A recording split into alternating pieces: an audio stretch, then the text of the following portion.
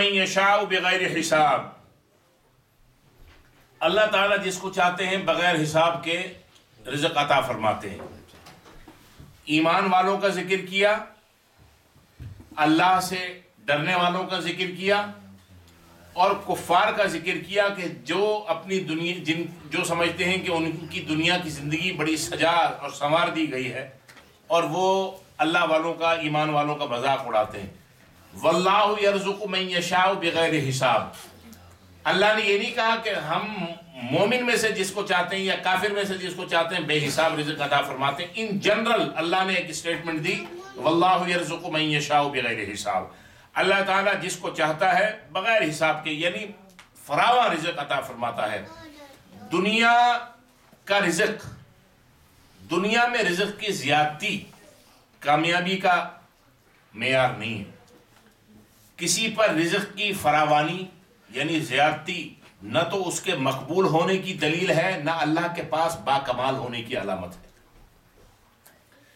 اگر اطاعت کے بجائے ایک آدمی اللہ تعالیٰ کا مطیع اور فرما بردار ہے، اللہ کی اطاعت کرتا ہے، اس کے بجائے یہ چیزیں معاصی کے ساتھ یعنی اللہ کی نافرمانی کے ساتھ جمع رہتی ہیں، یعنی اگر آپ دیکھتے ہیں کہ ایک شخص چاہے وہ مومن ہے یا کافر لیکن اللہ کا نافرمان ہے، کافر تو ہے ہی اللہ کا نافرمان، لیکن ایک شخص کلمہ پڑھنے کے باوجود بھی، مومن ہونے کے باوجود بھی اللہ کے ساتھ فسق و فجور رکھتا ہے اور اللہ کا باغی ہے، اور اس کے پاس پیسے کی، مال و دولت کی، اسباب کی فراوانی ہے، تو یہ نہیں سمجھنا چاہیے کہ یہ اللہ تعالیٰ کی اس کو عطا ہے۔ اس کو عربی میں ایک لفظ کہتے ہیں استدراج۔ استدراج کا مطلب ہے، انشاءاللہ یہ 9ویں سپارے میں آئے گا استدراج ہے کیا، وہاں تفصیل کے ساتھ بیان کریں گے۔ اس وقت یوں سمجھ لیجئے کہ استدراج کا مطلب اللہ تعالیٰ کی طرف سے رسی ڈھیلی ہونا۔ کہتا ہے میں وقت ہی نہیں ہے، اتنا میرے پاس کام ہے، یہ دیکھوں اکاؤنٹ، ادھر دیکھوں، میں اسٹاک دیکھوں، میں یہ کام دیکھوں، وہ کام دیکھوں، ٹائم ہی نہیں ہے، لیکن پھر بھی اللہ کا بڑا فضل و کرم ہے۔ یہ کہتا ہے اللہ کا بڑا فضل و کرم ہے، اصل میں وہ اللہ کی طرف سے استدراج ہے۔ ایک شخص معصیت میں مبتلا ہے،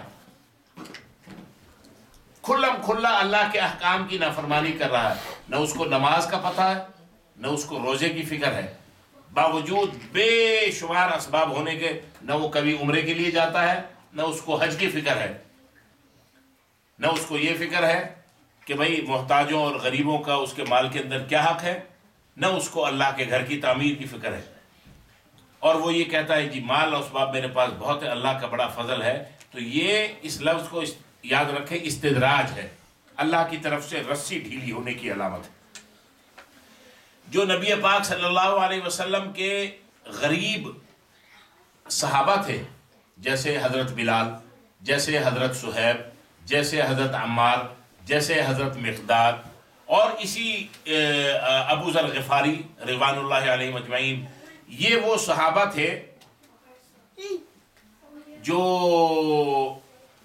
بہت غریب تھے، اور حضور نے خود فرمایا بدأ الاسلام غریب، اسلام کی ابتدا تو غریبوں سے اور غربت سے ہوئی ہے۔ یہ بڑے بڑے یہ جو تھے یہ بھی ذلیل القدر صحابہ ہیں، لیکن یہ تو فتح مکہ کے بعد مارے تو انہوں نے نہیں کھائی، اور میں نے پچھلے درس میں آپ کو بتایا تھا، صرف ایک مثال دی تھی، دو، کہ حضرت بلال کے ساتھ کیا ہوا اور حضرت سمیہ کے ساتھ کیا ہوا۔ تو یہ کافر ان غریب صحابہ کا مذاق اڑاتے تھے، کہتے یہ دیکھو یہ جنت کے حوروں کے دولہا جا رہے ہیں، ان کی شکلیں دیکھو، نہ ان کے پیٹ میں روٹی ہے نہ ان کے تن پہ کپڑا ہے، دن بھر مزدوری کرتے ہیں، پسینے ان کے اترتے رہتے ہیں، پسینے کی بو ان کے بدن سے آتی ہے، اور یہ جا رہے ہیں ٹھیکیدار جنت کے۔ ہاں یہی جنت کے ٹھیکیدار ہیں۔ آج بھی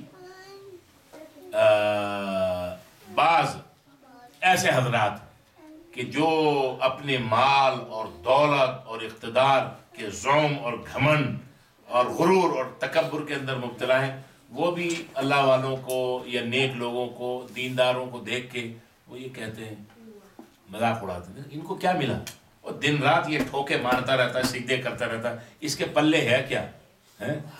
اس کے پاس گاڑی بھی $500 والی ہے، کوئی بات نہیں، ایسا ہوتا رہتا ہے۔ ہاں اگر اللہ کی اطاعت ساتھ ہے اور اللہ کی طرف سے مال کی اور ہر چیز کی فراوانی ہے تو ایسے شخص کو ایک دفعہ نہیں بلکہ دن میں 5 دفعہ سجدہ شکر ضرور بجا لانا چاہیے کہ یا اللہ تو نے مال بھی بافراط دیا، تو نے مال بھی بافراط دیا اور تو نے اپنی اطاعت کرنے کی توفیق بھی عطا فرمائی۔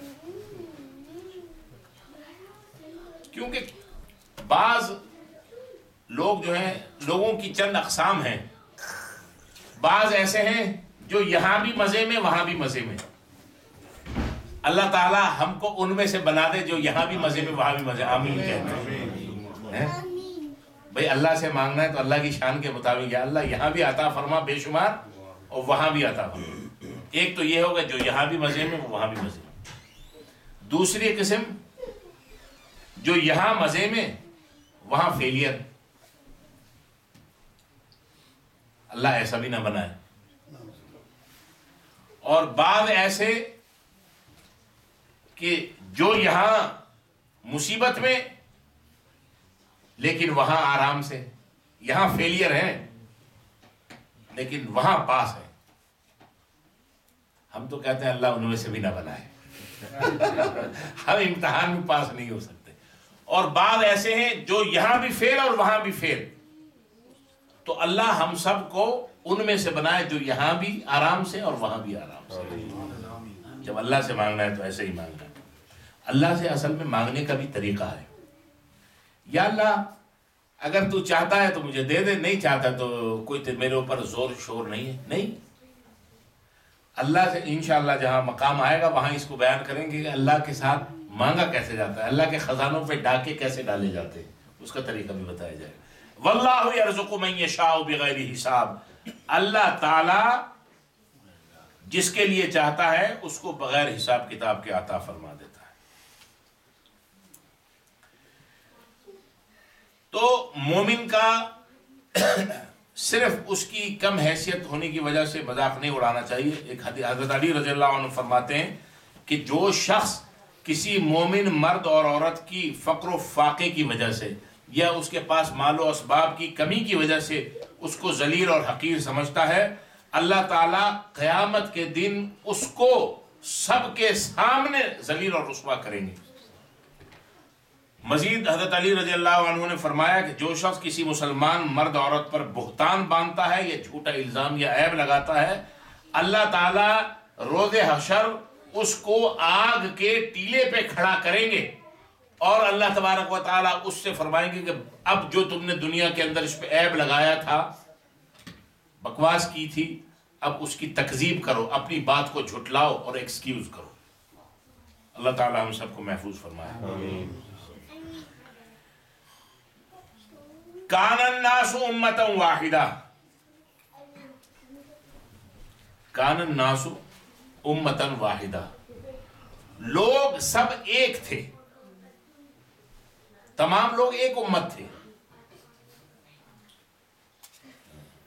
فبعث اللہ، تو اللہ تعالیٰ نے بھیجا النبیین، نبیوں کو، مبشرین، خوشخبری سنانے والے بنا کر، ومنذرین، اور ڈرانے والے بنا کر۔ ہاں جی، تمام لوگ ایک امت تھے، کوئی اختلاف نہیں تھا۔ اب اختلاف کی بات آنے لگی۔ بھائی جب تمام ایک تھے، ہم بھی تو وحدت چاہتے ہیں، یکتائی، اکٹھے، تو پھر نبیوں کو بھیجنے کی ضرورت کیا تھی؟ جب یہ بات آتی ہے کہ تمام لوگ ایک تھے تو ایک ڈیبیٹ یہ شروع ہوتی ہے کہ انسانی زندگی کا آغاز کس سے ہوا؟ کفر و شرک سے ہوا یا توحید سے ہوا؟ اللہ کی وحدانیت سے ہوا؟ توحید کی روشنی اس دنیا کے اوپر پہلے پھیلی یا کفر و شرک سے یہاں کا آغاز ہوا؟ توحید خالص یعنی اکیلے اللہ تبارک و تعالیٰ کی اطاعت اور بندگی روئے زمین پر ہوئی، یا کفر و شرک جو ہے اس کی غلاظت پہلے پھیلی؟ تو اس کا جواب سیدھا سیدھا ہے کہ اس روئے زمین پر سب سے پہلا فرد اور سب سے پہلی شخصیت کون تھی؟ ابو البشر سیدنا آدم علیہ السلام صفی اللہ۔ چونکہ پہلے فرد، پہلی شخصیت، پہلی انسانی ذات اس زمین کے اوپر پیغمبر اور نبی کی تھی، اور نبی کا کام ہی یہی ہوتا ہے کہ اللہ تبارک و تعالیٰ کی وحدانیت پر لوگوں کو بلانا۔ تو جو ان سے اولاد ہوئی، آدم علیہ السلام نے اپنی نسل کو، اپنی اولاد کو توحید کے دائرے میں ہی رکھا، اور انہی کے ذریعے، آدم علیہ السلام کے ذریعے اللہ تبارک و تعالیٰ نے لوگوں کو توحید کا درس دیا اور حق کا راستہ بتایا۔ ایک مدت تک نسل آدم اسی ڈگر پر چلتی رہی، آدم علیہ السلام کی جو اولاد ہوتی رہی اور ان کی اولاد کے درمیان تناسل اور توالد کا جو سلسلہ چلتا رہا، آپس میں شادیاں ہوتی رہیں، ایک طویل عرصے تک سیدنا آدم علیہ السلام کی نسل اور ان کی اولاد اور ان کی پراجنی آگے تک صحیح چلتی رہی، سوائے ایک قابیل کے، الشاذ کالمعدوم۔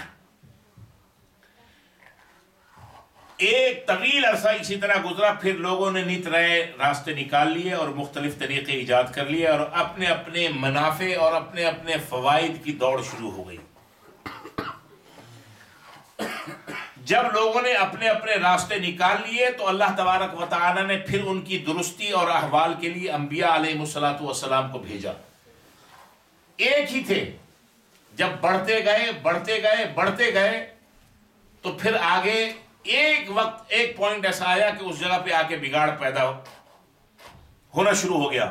اللہ تبارک و تعالی نے پھر بگڑی ہوئی اور بکھری ہوئی انسانوں اور انسانیت کے لیے کہ وہ سب پھر ایک ہو جائیں، اللہ تبارک و تعالی نے انسانوں کو ایک اور نیک بنانے کے لیے انبیاء علیہ السلام کو بھیجنا شروع کیا، اور اس ساری نسل انسانی کو ایک کرنے کے لیے، ایک کرنے سے مراد یہ ہے کہ اللہ کی توحید پر لانے کے لیے انبیاء علیہ السلام کی جماعت حقہ نے بڑی بڑی قربانیاں دی۔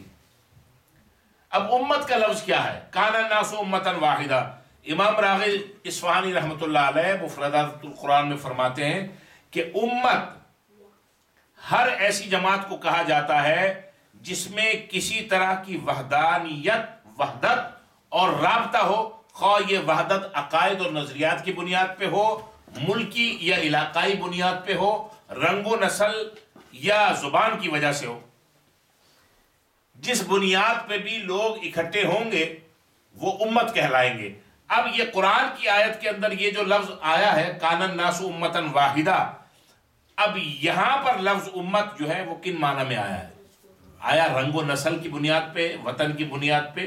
ظاہر ہے انبیاء جو ہیں، انبیاء علیہ الصلوۃ والتسلیمات، نبیوں کی جماعت کبھی بھی لوگوں کو، انسانوں کو وطن پہ، زبان پہ، نسل پہ، علاقے پہ، رنگ پہ جمع نہیں کرتے، بلکہ وہ دین اور مسلک اور نظریات کی بنیاد پہ لوگوں کو اکٹھا کرتے ہیں۔ اللہ تبارک و تعالیٰ کے نزدیک نسل انسانی ہے دو، کوئی بھی ہو، کالا ہو، گورا ہو، لمبا ہو، چھوٹا ہو، گھمریالے بالوں والا ہو، لمبے بالوں والا ہو، چھوٹی آنکھوں والا ہو، بڑی آنکھوں والا ہو، چپٹی ناک والا ہو، لمبی ناک والا ہو، کہیں کا بھی ہو، اللہ تبارک و تعالیٰ کے یہاں پر تقسیم صرف دو ہیں، یا تو وہ کافر ہے یا وہ مومن ہے، بس۔ کان الناس امتا واحدہ، تمام لوگ ایک تھے۔ تو انبیاء علیہ السلام رنگ و نسل کی بنیاد پہ لوگوں کو اکٹھا نہیں کرتے، بلکہ عقائد، مسلک اور اعمال کی بنیاد پہ کرتے ہیں۔ اب یہ کب ایک تھے؟ آدم علیہ السلام آئے اور جب نسل شروع ہوئی تو ایک طویل عرصے تک وہ لوگ ایک ہی وحدت کے اوپر قائم رہے۔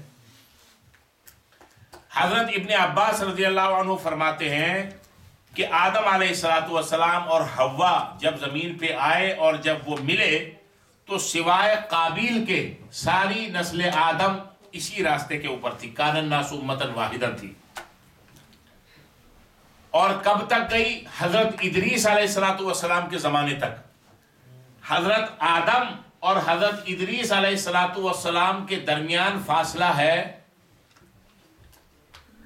10 قرنوں کا. 10 قرن. ایک قرن ہوتا ہے 100 سال کا، صدی یا سینچری اس کو کہہ دیں. تو 10 قرن کے کتنے ہو گئے؟ 1000 سال. 1000 سال. 1000 سال تک حضرت آدم علیہ السلام کے بعد سے لے کے ادریس علیہ السلام کے زمانے تک. ادریس مشہور نبی ہیں، قرآن مجید میں ان کا ذکر آتا ہے. بالکل صحیح راستے کے اوپر چلتے رہے. اور اس کے بعد نظریات کے اندر بگاڑ آنا شروع ہو گیا. پارٹیاں بننا شروع ہو گئیں، اپنے اپنے نظریات، اپنے اپنے خیالات آنا شروع ہو گئے. ایک تو زمانہ وہ ہے. پھر اس کے بعد آتا ہے نوح علیہ السلام کا زمانہ. نوح علیہ السلام نے جب 950 سال تک تبلیغ کر لی اور ان کی عمر 1450 سال تک کی تھی، جب طوفان نوح میں ایک طبقہ غرق ہو گیا کفر کرنے والا، جن میں ان کا اپنا بیٹا بھی تھا. دیکھیں 2 تقسیم ہیں اللہ کے یہاں. میں نے ابھی کہا نا، اللہ نے نوح علیہ السلام نے اللہ سے کہا میرا بیٹا ہے. ظاہر ہے ان کے باپ تھے. اللہ نے کہا نہیں، طبقات 2 ہیں، نسلیں 2 ہیں. ایک نسل انسانی میں ایک ہے کافر، ایک ہے مومن. قرآن میں اللہ فرماتے نا سورۃ تغابن میں، هو الذی خلقکم فمنکم کافر ومنکم مومن. طبقات 2 ہیں. یہ تو ہم نے طبقات بنا دیے کہ یہ فلاں، یہ تورانی، یہ ایرانی، یہ ترکستانی، یہ فلانستانی. یہ ہماری بنائی ہوئی تقسیم ہے. اللہ کی یہ تقسیم 2 ہے. کتنا ہی خوبصورت کیوں نہ ہو، حسین و جمیل، نیلی نیلی آنکھیں، سنہرے سنہرے بال، دراز قد، گورا چٹا چہرہ ایک، اور اس کے مقابلے میں افریقہ کا کالا حبشی، بالکل سیاہ بال، بدن بھی سیاہ، لیکن پڑھتا ہے لا الہ الا اللہ محمد رسول اللہ. تو اللہ کے نزدیک محبوبیت کے درجے پہ وہ ہے. کالا پیلا نیلا افریقہ نہیں دیکھا جائے گا، بلکہ نہ امریکن پاسپورٹ دیکھا جائے گا، بلکہ لا الہ الا اللہ محمد رسول اللہ والا ہے یا نہیں. دیکھو حضرت بلال کی مثال ہے، حضرت اور دوسرے صحابہ کی مثالیں غریب غریب. حضرت حضور سب کے سید ہیں، سید و سادات ہیں. حضور علیہ السلام ہم سب کے سید و سادات ہیں، سب کے آقا ہیں. اور حضرت جناب محمد رسول اللہ صلی اللہ علیہ وسلم نے ابو بکر، عمر، عثمان، علی خلفائے بلا فصل، ان کو کبھی سیدنا نہیں کہا. جب بھی کہا بلال کو کہا سیدنا بلال.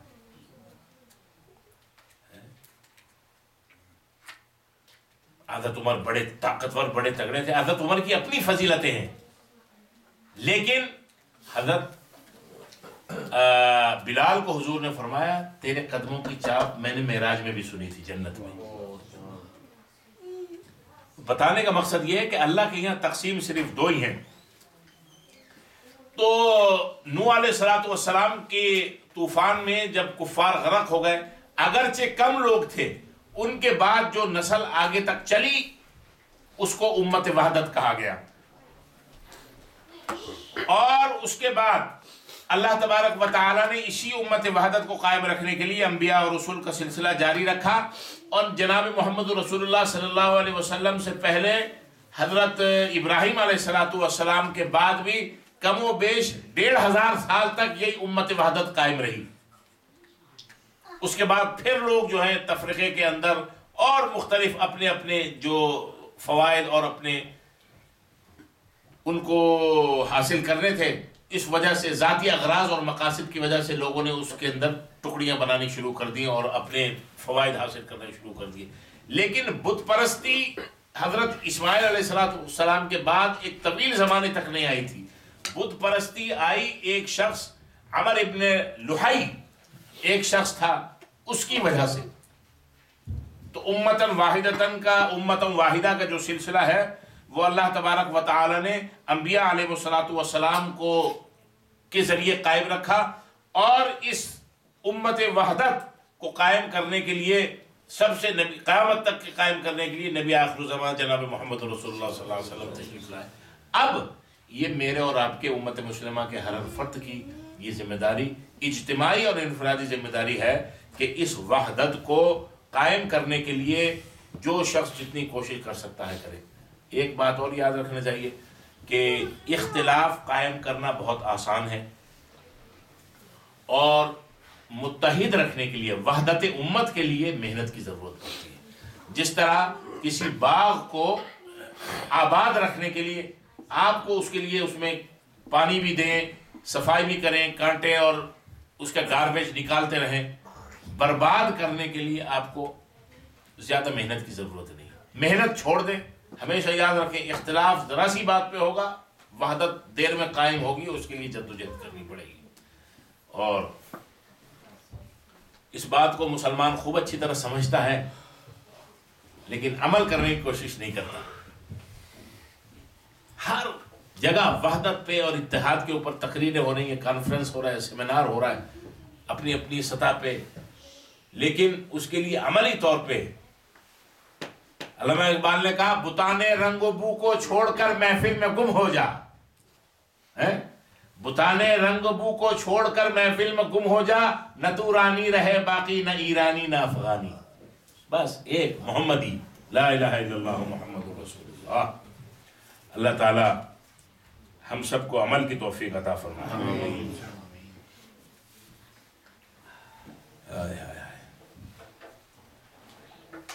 کان الناس امۃ واحدہ، لوگ ایک ہی امت وحدت تھے. پھر جب ان میں اختلاف شروع ہوا، فبعث اللہ النبیین مبشرین و منذرین، اللہ تبارک و تعالی نے نبیوں کو خوشخبری دینے والا بنا کر اور ڈرانے والا بنا کر بھیجا. وانزل معهم الکتاب بالحق لیحکم بین الناس فیما اختلفوا فیہ. وانزل، اور نازل کی، معهم، ان کے ساتھ، کتاب، بالحق، کتاب کو، بالحق، جو حق پر مبنی، لیحکم بین الناس، تاکہ فیصلے کیے جائیں لوگوں کے درمیان، فیما اختلفوا فیہ، جس میں انہوں نے اختلاف کیا. اللہ تبارک و تعالی نے 1,24,000 انبیاء اور رسول کو بھیجا، ٹھیک، اور 1,24,000 انبیاء میں سے 300 انبیاء اور رسول میں سے 313 کو رسول بنایا. نبی اور رسول، نبی اور رسول کا فرق میں بتا چکا ہوں، ابھی ٹیسٹ اگر لوں نہیں لے رہے. اور ان 313 میں سے 104 کو اللہ تبارک و تعالی نے کتابیں اور صحیفے عطا فرمائے. 1,24,000 انبیاء اور رسول، اس میں سے 313 رسول، باقی نبی. اور کتابیں عطا کی کتنوں کو؟ 104. یہ چھوٹی چھوٹی چیزیں یاد رکھا کریں. وَمَا اخْتَلَفَ فِيهِ إِلَّا الَّذِينَ أُوتُوهُ مِن بَعْدِ مَا جَاءَتْهُمُ الْبَيِّنَاتُ بَغْيًا بَيْنَهُمْ، اور جنہیں کتاب دی گئی انہوں نے اختلاف نہیں کیا مگر بعد اس کے کہ جب ان کے پاس واضح احکام آ گئے آپس کی ضد کی وجہ سے. جن کو کتاب دی گئی انہوں نے اختلاف شروع کر دیا، اللہ کے احکامات کو یا تو ماننے سے انکار کیا یا ان احکام کے اندر تحریف اور اس کی غلط تعویل اور غلط تشریح شروع کر دی. کس وجہ سے؟ آپس میں اختلاف کی وجہ سے. پتہ یہ چلا، اللہ فرماتے ہیں یہ کیوں کیا اختلاف جبکہ ان کے پاس واضح احکامات بھی آئے تھے؟ بغیم بینہم، آپس کی ضد کی وجہ سے. تو پتہ یہ چلا کہ آپس کے ضد اور عناد کی وجہ سے بڑے اچھے کام جو ہیں وہ غلط کاموں کے اندر تبدیل ہو جاتے ہیں، اور آپس کے ضد کی وجہ سے بڑے بڑے کام خراب ہوتے ہیں. اللہ تعالیٰ خود فرما رہے ہیں بغیم بینہم. کتاب واضح آ گئی تھی اور اختلاف سامنے آیا تھا، اور اختلاف کے لیے اختلاف کو رفع کرنے کی شکل یہ تھی کہ ایک ان کے درمیان حکم قائم کر دیا جائے، فیصلہ قرآن اور سنت پہ مبنی کر دیا جائے، لیکن بغیم بینہم، ستیہ ناش ہو آپس کی ضد کا، کہ اس ضد کی اختلاف خطرناک چیز نہیں ہے، اختلاف میرا بھی حق ہے اور آپ کا بھی حق ہے، سب کا حق ہے، لیکن ضد جو ہے یہ پتہ چلا قرآن سے کہ یہ خطرناک چیز ہے۔ فہد اللہ الذین آمنوا، تو اللہ تعالیٰ نے ان کو ہدایت دی جو ایمان لے آئے، لما اختلفوا فیہ من الحق بإذنی، یعنی جو اس حق بات پر ایمان لائے جس میں انہوں نے اختلاف کیا تھا اپنے اذن سے۔ اللہ تبارک و تعالیٰ نے ان کو ہدایت دی، اللہ تعالیٰ کی ہدایت عطا کردہ ہدایت کی بنیاد پہ انہوں نے جو اختلاف کیا تھا ان کا اختلاف اللہ تبارک و تعالیٰ نے رفع کر دیا۔ تو پتہ یہ چلا کہ اگر رفع اختلاف کے لیے، اختلاف کو ختم کرنے کے لیے مخلصانہ کوششیں کی جائیں تو اللہ تبارک و تعالیٰ رفع اختلاف فرما دیتے ہیں، یعنی اختلاف کو رفع فرما دیتے ہیں، رفع دفع کرنا کہتے ہیں۔ واللہ یہدی من یشاء الی صراط مستقیم، اور اللہ تعالیٰ ہدایت دیتا ہے جس کو چاہتا ہے سیدھے راستے کی۔ اللہ تبارک و تعالیٰ ہم سب کو صراط مستقیم کی ہدایت عطا فرمائے۔ بھائی ساتھ ساتھ دعائیں مانگتے ہوئے بھی چلنا ہے، کوئی پتہ نہیں قبولیت کا وقت کس وقت ہے، قبول ہو جائے۔ بھائی اب آگے اس سے پہلے اللہ سے بغیر حساب کتاب فراوانی رزق کی بھی تو دعا مانگی تھی، تو اب یہاں ہدایت کی بات آ گئی تو ہدایت کی بھی دعا مانگ لی، ہدایت بھی مل جائے، پیسہ بھی مل جائے، جنت بھی مل جائے، دنیا بھی مل جائے، اور چاہیے کیا ہے؟ چاروں انگلیاں گھی میں اور سر کڑھائی میں۔ ہم ایسی تو چاہتے ہیں اللہ تبارک و تعالی سے۔ اب اللہ فرماتے ہیں ام حسبتم، کیا تم یہ گمان کرتے ہو؟ صحابہ کرام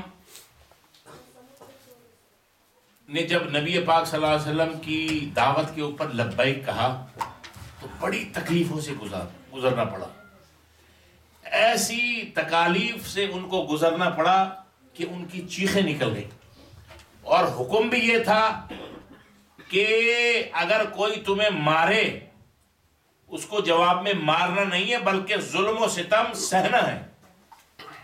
یہ اور تکلیف دہ بات، ایک تو یہ ہے کہ آپ مقابلہ کر رہے تھے، کسی نے آپ کو 4 مکے لگائے، 2 آپ نے بھی لگا دیے، اس نے آپ کا منہ توڑا، آپ نے بھی اس کے 3 دانت جو ہے وہ شہید کر دیے، تو کچھ نہ کچھ تو آپ کو سکون ہو گیا۔ لیکن اللہ کی طرف سے حکم یہ تھا کہ ظلم برداشت کرنا ہے، کہنا کچھ نہیں ہے۔ صحابہ کرام چیخ اٹھے اور نبی پاک صلی اللہ علیہ وسلم سے اجازت چاہیے، اور کہنے لگے یہ کب تک ہوگا؟ اللہ تبارک و تعالیٰ اسی کو بیان فرما رہے ہیں، ام حسبتم، کیا تم یہ خیال کرتے ہو، ان تدخلوا الجنت، کہ تم جنت میں داخل کر دیے جاؤ گے، ولما یأتکم، جبکہ نہیں آئی تمہارے پاس، مثل، ایسی حالت، الذین خلو من قبلکم، ان جیسی جو تم سے پہلے گزر چکے ہیں۔ تم یہ سمجھتے ہو جنت میں ایسے داخل کر دیے جاؤ گے، ابھی تو تمہارے اوپر وہ حالات نہیں آئے جو تم سے پہلے لوگوں پر آئے تھے۔ اور میں نے آپ کو بتایا کہ بنی اسرائیل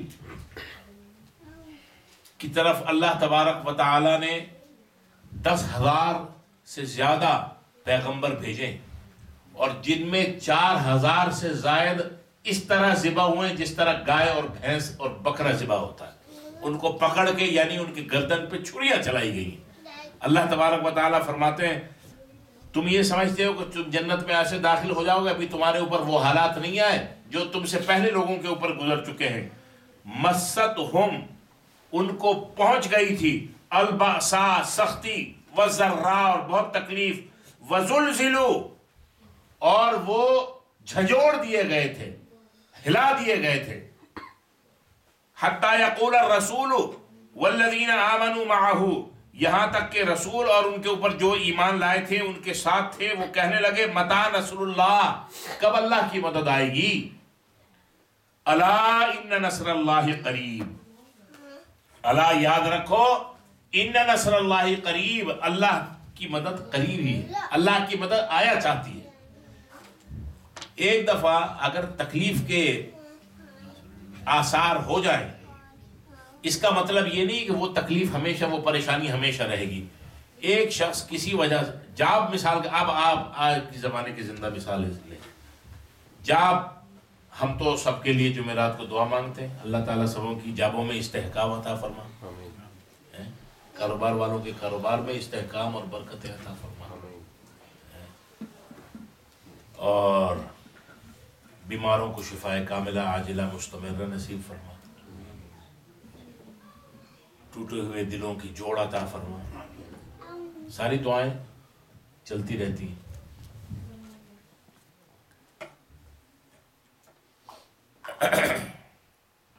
الا ان نصر اللہ قریب، الا یاد رکھو، ان نصر اللہ قریب، بے شک اللہ کی مدد آیا چاہتی ہے. صحابہ کرام بڑی تکلیف اور بڑی شدت، دیکھیں ایوب علیہ السلام کا واقعہ قرآن مجید میں موجود ہے. اللہ تبارک و تعالیٰ نے ان کے بدن سے کیڑوں کو غذا کھلائی، برداشت کرتے رہے.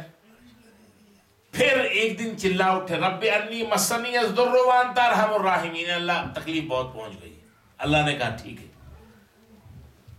اب ہم تمہیں تمہاری مری ہوئی اولاد بھی واپس دیں گے، تمہارے جسم کو بھی صاف شفاف کر دیں گے، اور تمہاری یہ بڑھیا تمہاری خدمت کر کر کے بڑھیا ہو گئی ہے، اس کو بھی ہم تمہارے لیے تر و تازہ کر دیں گے. سب چیز، تمہارے مال و اسباب سب تمہیں واپس لوٹا دیا جائے گا. ایک بات یاد رکھیں اس موقع پہ کہ اگر کوئی تکلیف یا پریشانی ہے تو اس کے لیے عملی بھی کوشش بھی کرتے رہیں کہ وہ ختم ہو جائے، اور اللہ سے دعا بھی کرتے رہیں، وہ انشاءاللہ ختم ہو جائے گی اپنے وقت پہ. صبر. لیکن عاشق کے پیٹ میں صبر کہاں ہوتا ہے؟ نہ صبر در دل عاشق، نہ آپ در غلبال. جس طرح چھاننی کے اندر پانی نہیں رہتا، اس طرح عاشق کے پیٹ میں صبر بھی تو نہیں رہتا. ہم کہتے ہیں ہم سب اللہ کے عاشق ہیں. تو بھائی اللہ تعالیٰ نہ امتحان میں ڈالے. اللہ فرماتے ہیں قرآن میں، بات میں یہ کر رہا تھا کہ اگر تکلیف یا پریشانی یا کوئی مصیبت ہے تو اللہ کا یہ وعدہ ہے کہ وہ ختم ہو کے رہے گی. تنگی آ گئی، تنگی ختم ہوگی، پھر مالداری اور خوشحالی آئے گی. لیکن اگر خوشحالی اور مالداری ہے تو اللہ کا یہ وعدہ نہیں ہے کہ نہیں تنگی بھی ضرور آئے گی. آپ سمجھ میں آ گئی کہ اگر آدمی پراسپیرٹی کے ساتھ رہ رہا ہے، خوب مال و اسباب ہے، سب چیزیں مہیا ہیں، تو اللہ یہ نہیں کہتے کہ ہم لے لیں گے. ہو سکتا ہے کوئی امتحان نہ آئے، لیکن اگر تنگی ہے تو وہ ضرور. ان مع العسر یسرا، پھر اللہ نے کہا ان مع العسر یسرا. عسر یسرا کہا، یسر عسرا نہیں کہا.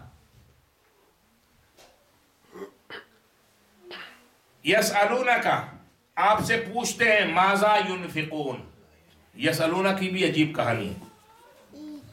یسألونک، آپ سے پوچھتے ہیں، یعنی صحابہ آپ سے پوچھتے ہیں، ماذا ينفقون، کہ وہ کیا خرچ کریں.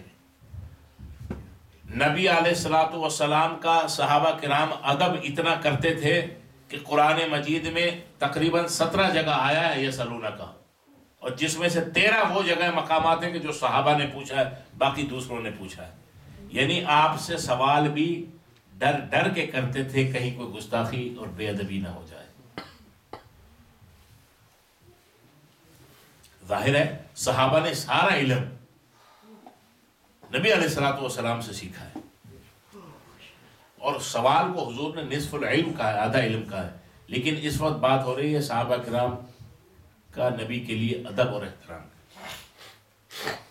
یسألونک، آپ سے پوچھتے ہیں، ماذا ينفقون، کیا خرچ کریں. قل، آپ فرما دیجئے، ما انفقتم من خیر، جو تم خرچ کرتے ہو، کرو گے، من خیر اپنے مال میں سے خرچ کرو کہ فللوالدین والدین کے اوپر، والاقربین اور اپنے رشتہ داروں پر، والیتاما اور یتیموں کے لیے، والمساکین اور مسکینوں پر، وابن السبیل اور مسافروں پر۔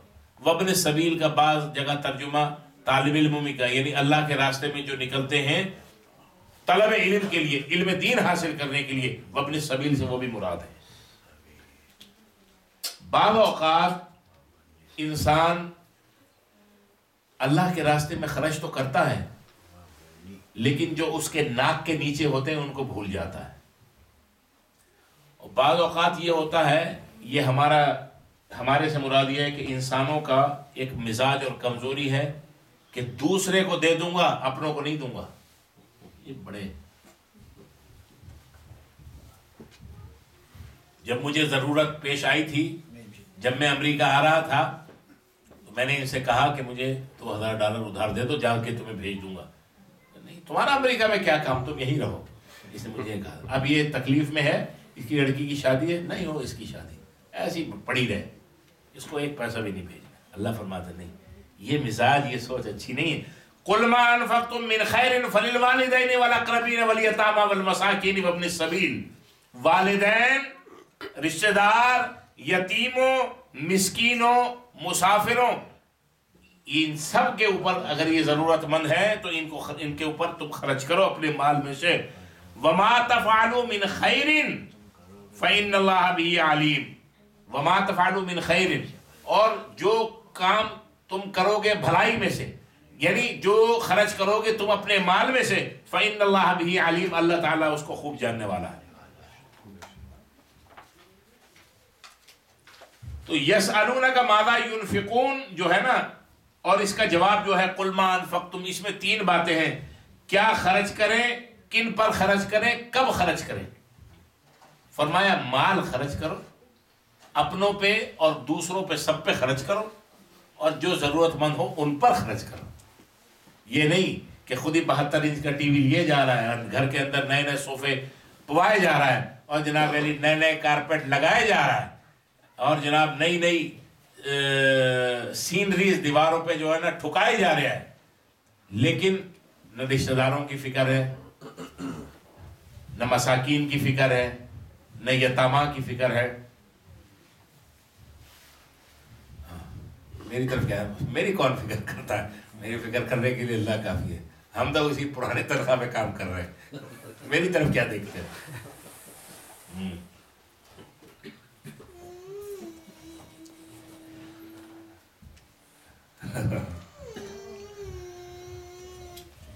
بھائی درس کی رگڑائی میں جو آئے گا رگڑا جائے گا بغیر میرے کو کے کسی کا ہے۔ مجھے ہے حکم ازا لا الہ الا اللہ، ہم تو لا الہ الا اللہ کے لیے بیٹھے ہیں۔ کتب علیکم القتال وہو کرہ لکم، اللہ فرماتے ہیں کتبہ، فرض کیا گیا، علیکم تم پر، القتال جہاد، وہو کرہ لکم اور وہ تم کو ناگوار گزرتا ہے۔ بعض اوقات ایسا موقع آ جاتا ہے کہ اللہ کے راستے میں پھر نکلنا ہی پڑتا ہے، اور میں نے پچھلے درس میں آپ کو بتایا تھا کہ اسلام تو صرف ڈیفینسو لڑائی لڑتا ہے، بس اپنے دفاع میں لڑو، اور طاقت کا اظہار اور مظاہرہ کرنے کی ضرورت نہیں کہ جو راستے میں آیا اس کو ختم کرتے ہوئے چلے، نہیں۔ اللہ فرماتے ہیں جہاد تم پہ فرض تو کیا گیا ہے، وَهُوَ كُرْهٌ لَكُمْ، اور وہ تم کو ناگوار گزرتا ہے۔ بھائی لڑنا کس کو اچھا لگتا ہے؟ ایک تو ہے زبانی کلامی لڑائی، چلو وہ تو ہم سب لڑ ہی لیتے ہیں، لیکن مسئلہ یہ ہے کہ جب جنگ و جدل والی بات آ جائے تو اس میں کیا ہوتا ہے، اس میں بھائی لاشیں گریں گی، زخمی ہونا، کس کو اچھا لگتا ہے زخمی ہونا، مرنا؟ اللہ فرماتے ہیں یہ بات تمہیں بہت ناگوار گزرتی ہے۔ وَعَسَىٰ أَن تَكْرَهُوا شَيْئًا وَهُوَ خَيْرٌ لَكُمْ، وَعَسَىٰ یہ بھی ہو سکتا ہے، أَن تَكْرَهُوا شَيْئًا کہ ایک چیز جو تم کو ناگوار گزرے، وَهُوَ خَيْرٌ لَكُمْ اور وہ تمہارے لیے بہتر ہو۔ وَعَسَىٰ أَن تُحِبُّوا شَيْئًا اور یہ بھی ہو سکتا ہے کہ ایک چیز کو تم پسند کرو وَهُوَ شَرٌّ لَكُمْ، اور وہ تمہارے لیے بری ہو، مضر ہو، نقصان دہ ہو. وَاللَّهُ يَعْلَمُ وَأَنْتُمْ لَا تَعْلَمُونَ، اور اللہ تعالی جانتا ہے اور تم نہیں جانتے. کیا چیز تمہارے لیے بہتر ہے، کس وقت کیا کرنا ہے، یہ اللہ تبارک و تعالی زیادہ بہتر جانتے ہیں، تم نہیں جانتے. یسألونک عن الشہر الحرام قتال فیہ، آپ سے اشہر حرم میں قتال لڑائی کے بارے میں پوچھتے ہیں. اشہر حرم میں نے آپ کو یہ بتایا تھا کہ رجب، ذوالقعدہ، ذی الحجہ، محرم، یہ قرآن کہتا ہے یہ اشہر حرم میں، اشہر حرم یعنی محترم مہینے ہیں، احترام والے مہینے ہیں. ان مہینوں کا احترام حضرت ابراہیم علیہ السلام کے زمانے سے کیا جاتا تھا. ان مہینوں میں نہ ڈکیتیاں پڑتی تھی، نہ جنگ ہوتی تھی، روک دی جاتی تھی، اور نہ کوئی ایسے غلط کام جو تھے ان سے بھی حتی المقدور پرہیز کیا جاتا تھا. اسلام آنے تک، نبی پاک صلی اللہ علیہ وسلم کے زمانے تک یہ سلسلہ چلتا رہا. اسلام نے یہ دیکھا کہ یہ اچھی بات ہے، کم از کم ان 4 مہینوں میں لڑائی بھڑائی اور دوسرے معاملات سے دور رہا جاتا ہے. اسلام نے ان 4 مہینوں کی حرمت قائم رکھی، اور آج بھی اس کی حرمت قائم ہے، قیامت تک قائم رہے گی. یہ اشہر حرم اب قیامت تک کے لیے ہے.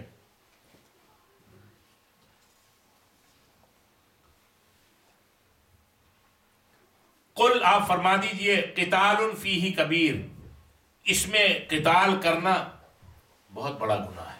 اب یہ بات کیا ہو رہی ہے، پہلے اس کو سن لیں.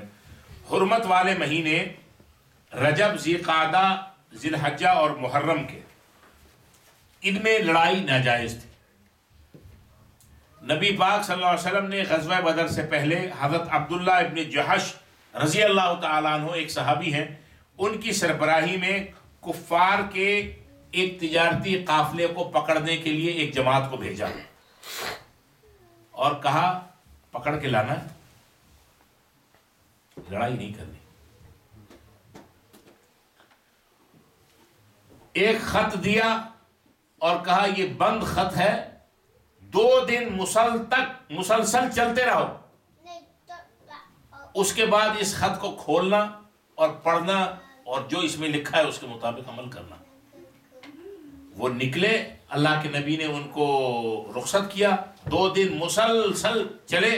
2 دن کے بعد انہوں نے خط کھولا اور دیکھا تو خط میں یہی لکھا تھا کہ بھئی یہ جو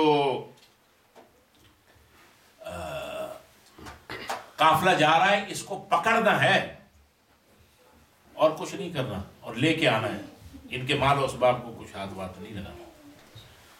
صورتحال ایسی پیش آ گئی. اب یہ دیکھیں، یہ رجب، ذوالقعدہ، ذی الحج اور محرم، یہ 4 مہینے محترم ہیں. جب انہوں نے ان کو پکڑا تو وہ رجب سے پہلا مہینہ جو تھا، جمادی الاخر جس کو کہتے ہیں، اس کی 30 تاریخ تھی. ان کو عبداللہ ابن جحش رضی اللہ عنہ اور ان کے ساتھیوں کو کچھ مغالطہ لگ گیا. اصل میں وہ تھی رجب کی پہلی تاریخ، اور رجب جب شروع ہو گیا تو پتہ چلا اشہر حرم کا پہلا مہینہ شروع ہو گیا. یعنی رجب ایسا مہینہ ہے کہ جس میں لڑائی بھڑائی نہیں ہو سکتی، قتل و قتال نہیں ہو سکتا. وہ کیا سمجھے؟ وہ یہ سمجھے کہ جمادی الاخر کی 30 تاریخ ہے، اور اصل میں تھی کیا؟ رجب کی پہلی تاریخ. ایسی جو غلطی ہو جائے اس کو انگریزی میں کیا کہتے ہیں؟ اب انگریزی کا بھی امتحان شروع ہو گیا. ارے بھائی انگریزی میں پڑھاتا تھا، یہاں کے صاحب نے انگریزی کا بھی دھندا اپنے پاس لے لیا. اس کو انگریزی میں کیا کہتے ہیں بھائی؟ Honest mistake. پتہ یہ چلا کہ منخوب می شناسم جس زبان فرنگی رہا ہے. تو ان کی نیت یہ نہیں. اچھا، پھر بعض اوقات اس طرح ہوتا ہے کہ اگر کوئی غلطی ہو جائے تو پھر انسان سے، صحابہ کے لیے تو ایسا لفظ استعمال نہیں کیا جا سکتا، بعض اوقات اب بندہ حماقت پہ حماقت کیے جاتا ہے. تو ایک تو یہ ہوئی کہ وہ رجب کی پہلی تاریخ کو جمادی الآخر کی 30 تاریخ سمجھے، اور پھر تھوڑا سا انہوں نے ان کے ساتھ ذرا، جب انہوں نے آسانی سے پکڑائی دی نہیں تو تھوڑی لڑائی کی نوبت آ گئی، اور اس جماعت کا ایک آدمی مر گیا، یعنی کافر کی جو جماعت جن کو پکڑنا تھا ایک آدمی، اور انہوں نے ان کے مال و اسباب کو بھی قبضہ کیا اور سب کو لے کے حضور علیہ الصلوۃ والسلام کے پاس آ گئے۔ اب کفار کو یہ موقع مل گیا کہ یہ پروپیگنڈا کرنے کا کہ یہ مسلمان اپنے آپ کو تو بڑا امن پسند کہتے ہیں، اور یہ کہتے ہیں کہ ہم حضرت ابراہیم علیہ السلام کی ملت جو ہے، ملت ابراہیم، ملت اسلام جو ہے ملت ابراہیمی کی کنٹینیویشن ہے، وہ بھی اسلام تھا یہ بھی اسلام ہے۔ تو انہوں نے یہ کہا کہ یہ مسلمان کہتے تو ہیں کہ ہم امن پسند ہیں، لیکن یہ دیکھیں کہ انہوں نے پہلی رجب کو جو اشہر حرم تھا، یعنی نیا مقدس اور محترم مہینہ جس میں جنگ نہیں کرنی تھی، انہوں نے جنگ بھی کی۔ جب حضور علیہ الصلوۃ والسلام کے پاس یہ بات پہنچی، حضور صلی اللہ علیہ وسلم بڑے سخت ناراض ہوئے، اور حضور نے فرمایا میں نے تمہیں صرف یہ کہا تھا کہ ان کو لے کے آنا ہے، تم نے ایک آدمی بھی مار دیا اور ان کے مال و اسباب پہ بھی قبضہ کر دیا، آپ نے غصے کا اظہار کیا، صحابہ بھی غصے ہوئے۔ اب یہ دیکھیں اللہ کے نبی صلی اللہ علیہ وسلم لڑائی سے کتنا گریز کر رہے ہیں، اور آپ یہ بھی کہہ سکتے تھے بھئی کیا ہوا، تم نے جو اتنے مسلمانوں کو مارا ہے، ایک اگر آدمی تمہارا مر گیا تو کیا ہوا؟ حضور علیہ الصلوۃ والسلام نے وہ مال بھی لینے سے انکار کر دیا، وہ مال ان کو واپس کر دیا، اور عبداللہ ابن جحش رضی اللہ تعالیٰ عنہ یہ جو صحابی تھے ان سے بڑے سخت ناراض ہوئے۔ اللہ تبارک و تعالیٰ کیا فرماتے ہیں؟ اللہ یہ فرماتے ہیں کہ ٹھیک ہے، آپ سے یہ پوچھتے ہیں اشہر حرم کے بارے میں، رجب، ذوالقعدہ، ذی الحجہ، محرم کے بارے میں آپ سے پوچھتے ہیں کہ اس میں لڑائی کرنا کیسا ہے۔ قل قتال فیہ کبیر، آپ ان کو یہ بتا دیجئے کہ اس میں لڑائی کرنا تو بہت بڑا گناہ ہے۔ لیکن اللہ اب صحابی کی حمایت فرما رہے ہیں، وصد عن سبیل اللہ، اور اللہ کے راستے سے روکنا، وکفر بہ، اور اس کا اللہ کا کفر کرنا یعنی اللہ کو نہ ماننا، والمسجد الحرامی، اور مسجد حرام میں داخل نہ ہونے دینا، واخراج اہلہ، اور مکہ کے رہنے والوں کو وہاں سے نکالنا، منہ اکبر عند اللہ، اللہ کے نزدیک یہ بھی بہت بڑے گناہ ہیں۔ والفتنۃ اکبر من القتل، اور فتنہ قتل سے بھی بڑا گناہ ہے۔ اللہ تبارک و تعالیٰ فرما رہے ہیں کہ ٹھیک ہے، وہ جو تم کہہ رہے ہو کہ ابراہیم علیہ السلام کو زمانے سے لے کے اب تک، حضور کے زمانے تک یہ 4 مہینے مقدس اور محترم ہیں، اللہ فرماتے ہیں میں تمہاری بات مانتا ہوں، صحیح ہے، لیکن جواب اللہ دے رہے ہیں کہ اللہ کے راستے سے روکنا، اللہ کو نہ ماننا، مسجد حرام سے نکالنا، اور ان کے مکہ شہر سے ان کو نکالنا، تم یہ سمجھتے ہو یہ گناہ کی بات نہیں ہے؟ یہ بھی بہت بڑی گناہ کی بات ہے، اور تم فتنے میں مبتلا ہو۔ فتنہ جو ہے قتل سے بڑا گناہ ہے۔ قتل، اس کا مطلب یہ نہیں ہے کہ قتل چھوٹا گناہ ہے کہ بھئی چلو کسی کو قتل کر دو، نہیں، قتل بھی بہت بڑا گناہ ہے، لیکن قتل سے تو ایک آدمی کی جان نکلتی ہے، اور کوئی یتیم ہو جاتا ہے، کوئی بیوہ ہو جاتا ہے، وہ اپنی جگہ اس کے نقصانات ہیں۔ قتل کو اسی لیے نبی پاک صلی اللہ علیہ وسلم نے اپنی حدیث میں گناہ کبیرہ کہا ہے۔ اور جو قرآن مجید میں اللہ تبارک و تعالیٰ نے جو 10 کمانڈمنٹس اللہ نے جاری کیے ہیں، وہ کسی نبی کی شریعت میں بھی منسوخ نہیں ہوئے، سارے کہ والدین کی نافرمانی نہ کرو، غلط نہ تولو، سچی بات کرو، اس میں ایک یہ بھی ہے کہ کسی کو ناحق قتل نہ کرو۔ تو قتل بہت بڑا گناہ ہے، لیکن فتنے سے کیا ہوتا ہے؟ ہر چیز تتر بتر ہو جاتی ہے، اپ سائڈ ڈاؤن ہو جاتی ہے۔ تو فتنے کو یہ کہا گیا کہ فتنے کو پھیلنے سے پہلے اس کا منہ بند کر دو۔ وَلَا يَزَالُونَ، اب اللہ تعالیٰ ان کافروں کے متعلق مسلمانوں کو یہ بتا رہے ہیں، وَلَا يَزَالُونَ، اور یہ ہمیشہ رہیں گے، يُقَاتِلُونَكُمْ، تم سے لڑتے ہوئے، حتیٰ یردوکم عن دینکم، حتیٰ کہ تم کو پھیر دے تمہارے دین سے، ان استطاعوا، اگر وہ اس کی استطاعت رکھیں۔ حضور نے فرمایا الکفر ملت واحدہ، تمام مملکت کفار جو ہیں وہ ایک ملت ہیں، آپس میں ان کے جتنے بھی اختلافات ہوں، لیکن مسلمان یہ ایک ون پوائنٹ ایجنڈا ہے کہ مسلمان کے خلاف سب متفق ہیں۔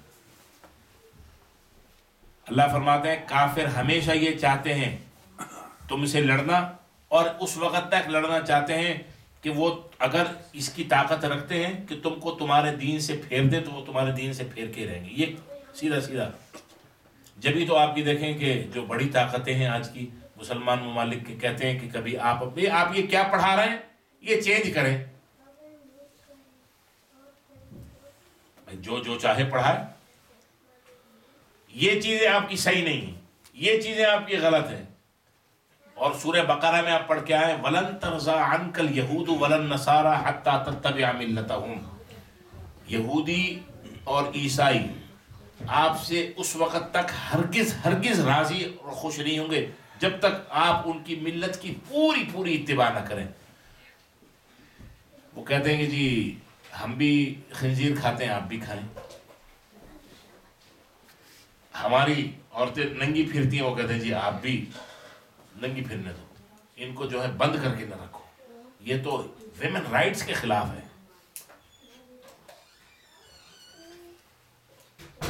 اسی بات کو اللہ تعالیٰ یہاں پر یہ فرما رہے ہیں کہ وَلَا يَزَالُونَ يُقَاتِلُونَكُمْ حَتَّىٰ يَرُدُّوكُمْ عَنْ دِينِكُمْ إِنِ اسْتَطَاعُوا، وہ ہمیشہ تم سے لڑتے رہیں گے اگر وہ استطاعت یہ رکھیں، یہ طاقت رکھیں کہ وہ تم کو تمہارے دین سے پھیر دیں تو وہ پھیر کے رہیں گے۔ وَمَن يَرْتَدِدْ مِنْكُمْ عَنْ دِينِهِ، اور پھر تم میں سے جو اپنے دین سے پھر جائے، مرتد ہو جائے، جیسے وفا سلطان کا نام سنا ہے، جیسے سلمان رشدی لعین الرجی، جیسے تسلیمہ نصری، جیسے اسلم گورا، جیسے اسی قماش کے، یہ لڑکی کیا نام ہے اس کا، یہ یہاں رہتی ہے پینسلوینیا میں، الون وتھ گاڈ کیا ہے اس کا، کتابیں میں اس کی 2-3 ہے نا، بڑی اسلام کی اسکالر بندی، نہیں یہ یہی کی ہے ایسی، وہ جو جس نے وہ نماز بھی وہ کہتی ہے وہ ہاں وہ اس کی جو اس کے پیچھے جو تھی ناجائز، سارے نام یاد رہتے ہیں، یہ ملونوں کے نام یاد نہیں رہتے۔ چلو اچھا ہے، لیکن کبھی کبھی حوالہ دینے کے لیے الون اسٹینڈنگ ان مکہ جس کی کتاب ہے، وَمَن يَرْتَدِدْ مِنْكُمْ عَنْ دِينِهِ،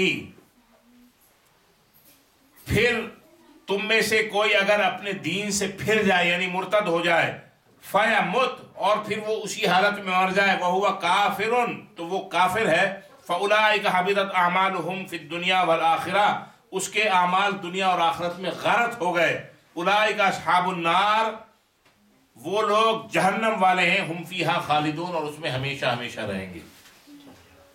ان الذین آمنوا، بے شک وہ لوگ جو ایمان لائے، والذین ہاجروا وجاہدوا فی سبیل اللہ، اور جنہوں نے ہجرت کی اور اللہ کے راستے میں جہاد کیا، اولئک یرجون رحمت اللہ، یہ اللہ کی رحمت کے امیدوار ہیں، یعنی اللہ کی رحمت یہ چاہتے ہیں، ان کو اللہ کی رحمت ملے گی۔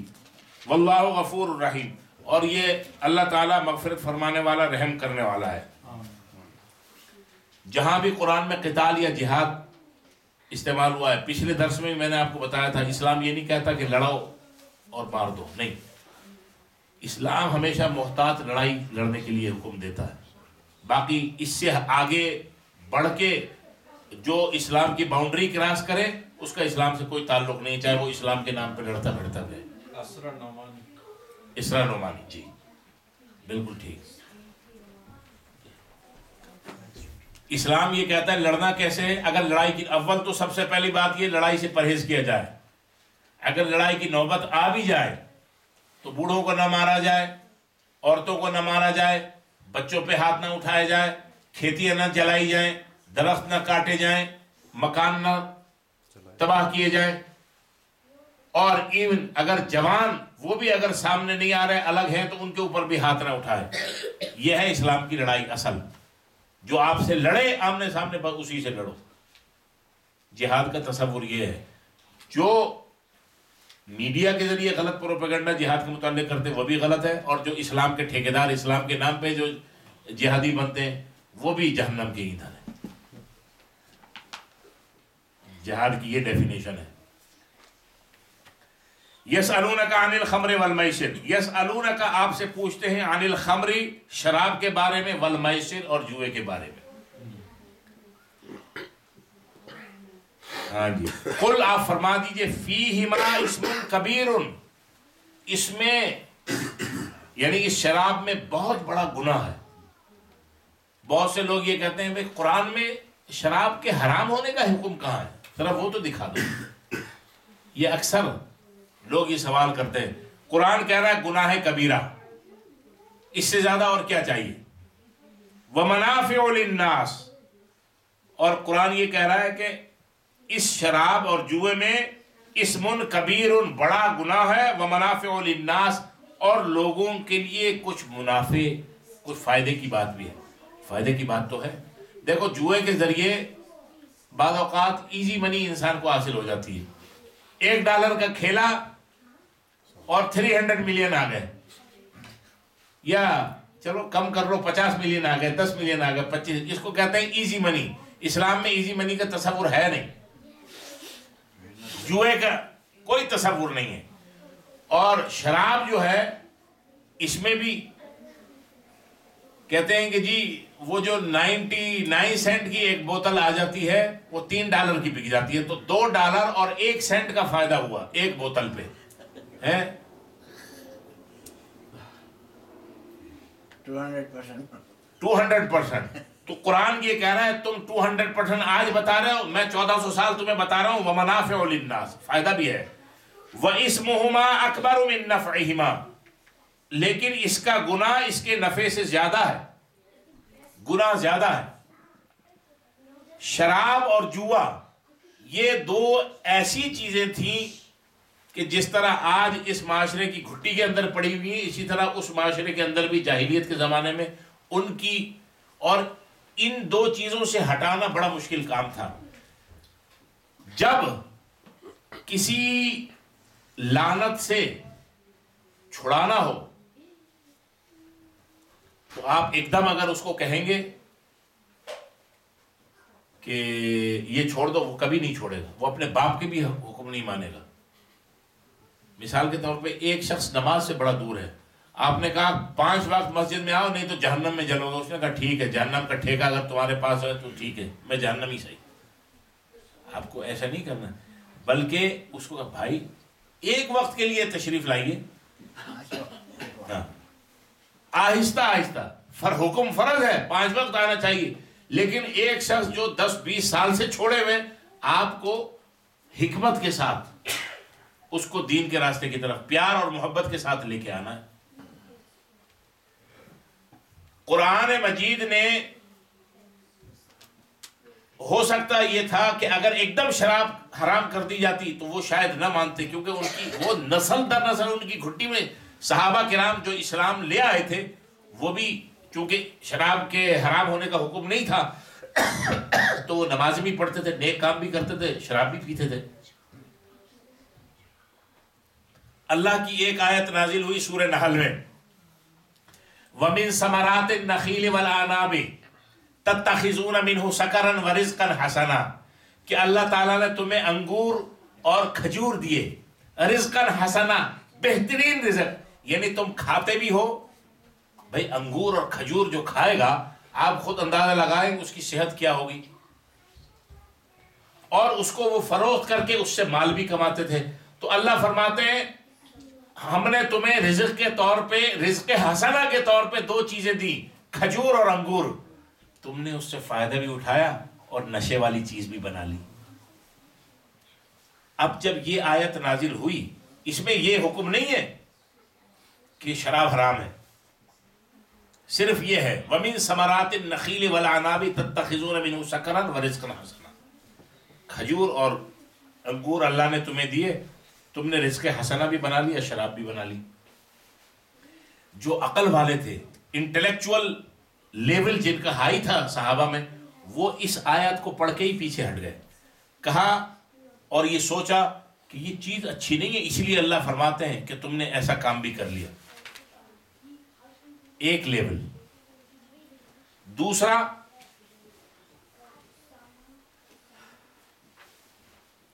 یسألونک عن الخمر والمیسر قل فیہما اسم کبیر ومنافع للناس واسمہما اکبر من نفعہما. آپ سے شراب اور جوئے کے بارے میں پوچھتے ہیں، آپ ان کو بتا دیجئے ہے گناہ، فائدہ بھی اس کے اندر ہے، کچھ فائدہ بھی ہو جاتا ہے، لیکن اس کا فائدہ کم ہے، اس کا گناہ بہت زیادہ ہے. ایک تھوڑا سا ذہن کو قرآن نے نا ہلایا. تو دوسرے نمبر پہ جو انٹلیکچول لیول والے افراد تھے، انہوں نے کہا کہ جب اس کو گناہ کی بات کہا جا رہا ہے تو یہ اچھی بات نہیں، پیچھے ہٹ گئے. تیسرا مقام آیا، صحابہ بیٹھے تھے باوضو، شراب کا دور چل رہا تھا، پی حرام تو نہیں تھی اس وقت تک، حرام ہونے کا حکم نہیں آیا تھا. مغرب کی نماز کا وقت آیا، مغرب کی نماز کا وقت آیا تو ایک صحابی آگے آ گئے، باقی پیچھے کھڑے ہو گئے اور نشے کی حالت میں ہی نماز پڑھائی. اور پہلی رکعت میں قل یا ایھا الکافرون لا اعبد ما تعبدون، یہ سورہ کافرون پڑھی. اور ایسی پڑھی، یہ بڑی خطرناک صورت ہے. اگر اس کی ورڈنگ آگے پیچھے کر دیں، اب اس تفصیل میں نہیں جا رہا، لا اعبد ما تعبدون کی جگہ بس الفاظ اپ سائڈ ڈاؤن کر دیے. جو بتوں کے لیے کرنے تھے وہ اللہ کے لیے کر دیے، جو اللہ کے لیے کرنے تھے بتوں کے لیے کر دیے. بعد میں احساس ہوا. اب قرآن کی ایک اور آیت نازل ہو گئی، یا ایھا الذین آمنوا لا تقربوا الصلاۃ وانتم سکارا. اے ایمان والو، جب نشے کی حالت میں ہو تو نماز کے قریب بھی نہ جایا کرو. تو صحابہ کو یہ پتہ چلا کہ یہ اتنی بری چیز ہے کہ نشے کی جب پی لی اور نشہ چڑھ گیا تو نماز بھی نہیں پڑھ سکتے. تو ایک بڑی تعداد صحابہ کی وہ پیچھے ہٹی اور دوسروں کا ذہن تیار ہو گیا. تو یہ گریجول اسلام نے جو ہے، قرآن مجید نے ایک ذہن تیار کیا. جب ذہن تیار ہو گیا تو پھر آخری آیت جو سورہ 7ویں سپارے کے شروع میں ہے، یا ایھا الذین آمنوا انما الخمر والمیسر والانصاب والازلام رجس من عمل الشیطان فاجتنبوہ لعلکم تفلحون. اے ایمان والو، یہ جوا اور یہ شراب اور یہ فال وغیرہ نکالنا، یہ بت پان سے، یہ سب پلیدی کے کام ہے، شیطان کے کام ہے. ان سے بچ جاؤ، پرہیز کر دو اور بچو. جب یہ آیت نازل ہوئی تو جو حضرات اس وقت پی رہے تھے، جن کے منہ میں تھا، انہوں نے گھونٹ پیٹ کے اندر نہیں لیا بلکہ تھوک دیا. اور یہ آیت جب ان کو سنائی گئی، فَاجْتَنِبُوهُ لَعَلَّكُمْ تُفْلِحُونَ. یا ایھا الذین آمنوا انما الخمر والمیسر والانصاب والازلام رجس من عمل الشیطان فاجتنبوه لعلکم تفلحون. انما يريد الشیطان ان یوقع بینکم العداوة والبغضاء فی الخمر والمیسر ویصدکم عن ذکر اللہ وعن الصلاۃ فہل انتم منتہون. یہ شراب اور جوئے کے ذریعے شیطان تمہیں اللہ کے راستے سے ہٹانا چاہتا ہے اور پلیدی میں داخل کرنا چاہتا ہے. فہل انتم منتہون، کیا تم باز نہیں آؤ گے؟ یہ آیت کا آخری حصہ ہے. صحابہ کرام چیخ پڑے، انتہائینا انتہائینا، ہم باز آ گئے، ہم باز آ گئے. تو بعض اوقات تربیت کے لیے گریجول پروسیس چلانا پڑتا ہے. ہر وقت ڈنڈا نہیں چلتا، کبھی کبھی ڈنڈے کی بھی ضرورت ہوتی ہے. ہر وقت نہیں. ہر وقت تو بھائی پیار کی بھاشا چلے گی. کیوں ناظم بھائی؟ پیار کی بھاشا جو ہے وہ 12 مہینے چلے گی اور 12 دن اس میں سے جو ہے نا ڈنڈے کی بھاشا سمجھ لیں. اور یہ اسٹینفورڈ والے لوگ تو بڑے پیارے ہیں.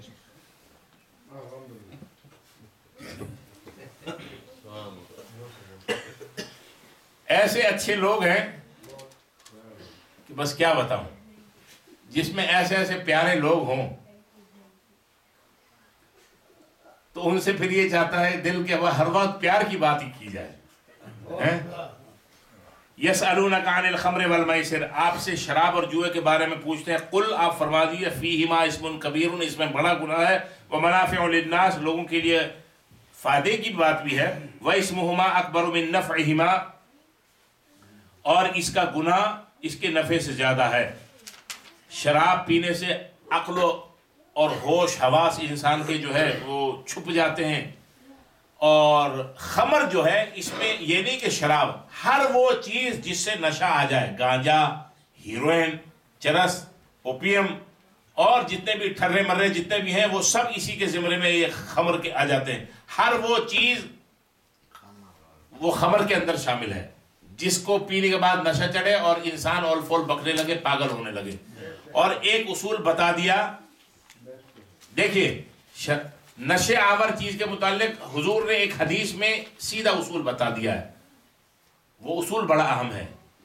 وہ نشے آور چیز جس کی زیادہ مقدار، اب وہ نہیں چلے گا کہ میں تھوڑی پیتا ہوں، میں کم پیتا ہوں، وہ نہیں چلے، مجھے نشہ نہیں ہوتا.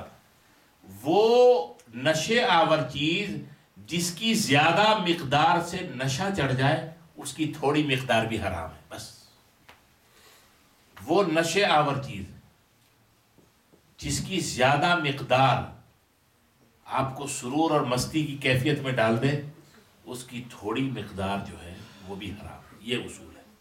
بس یسألونک ماذا ينفقون ویسألونک ماذا ينفقون، اور آپ سے یہ سوال کرتے ہیں کہ کیا خرچ کریں.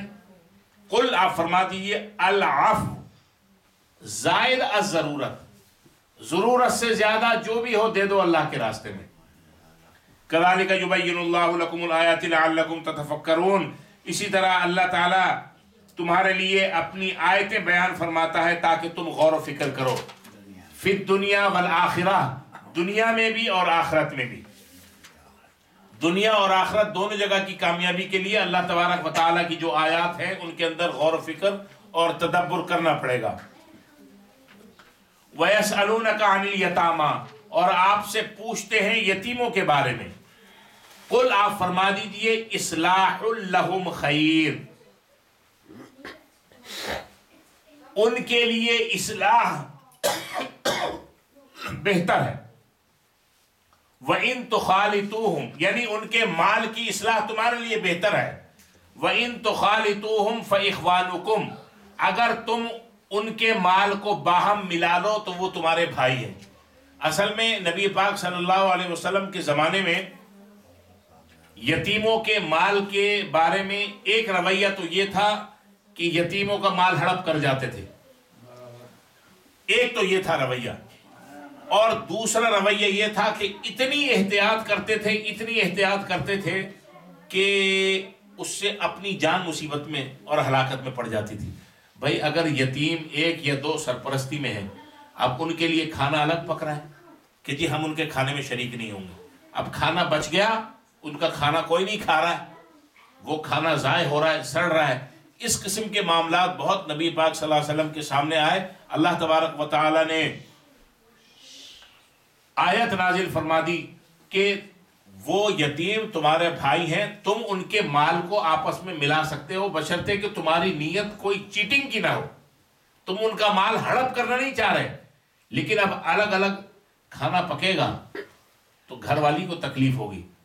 الگ الگ اس کا حساب کتاب رکھو، ٹھیک ہے، لیکن اس کے مال اپنے مال کے ساتھ ملا سکتے ہو بشرطے کہ تمہاری نیت خیانت کرنے کی یا چیٹنگ کرنے کی نہ ہو. واللہ یعلم المفسد من المصلح، اور اللہ تعالیٰ فسادی کو اصلاح کرنے والوں میں سے جانتا ہے. یہ آیت بڑی اہم ہے. اللہ نے کیا فرمایا؟ واللہ یعلم، اور اللہ جانتا ہے، المفسد، فسادی کو، من المصلح، اصلاح کرنے والوں میں سے. اللہ نے یہ نہیں کہا واللہ یعلم المفسد والمصلح کہ اللہ تعالیٰ فسادی کو بھی جانتا ہے اور ریکٹیفائر کو بھی جانتا ہے. بعض اوقات اس طرح ہوتا ہے کہ جو مصلح جو ہوتا ہے اس کی نیت میں فطور آ جاتا ہے. ایک آدمی بڑا صحیح چل رہا ہے، یتیم کے مال کی کیئر کر رہا ہے اور اللہ کی رضا اور تقرب حاصل کر رہا ہے، لیکن ایک وقت ایسا آتا ہے کہ اس کا دل بے ایمان ہو جاتا ہے. تو اللہ فرماتے ہیں واللہ یعلم المفسد من المصلح، اصلاح کرنے والے میں سے اللہ تبارک و تعالی فسادی جو ہے اس کو خوب جانتا ہے. ولو شاء اللہ لأعنتکم، اگر اللہ تعالیٰ چاہتا تو تم کو مشقت میں ڈالے رکھتا کہ بھائی یتیم کی ہر چیز الگ کرو اور اس کی نگرانی بھی کرو۔ اللہ تعالیٰ فرماتے ہیں یتیم کے مال کو تم ملا سکتے ہو اپنے مال میں، بشرطے کہ تمہاری نیت چیٹنگ کی نہ ہو۔ جب یتیم اپنے خاص ایج کو پہنچ جائے تو اس کی ساری امانتیں، اس کی ساری چیزیں تم اس کو واپس کر سکتے ہو، یعنی اس کے فائدے کے لیے۔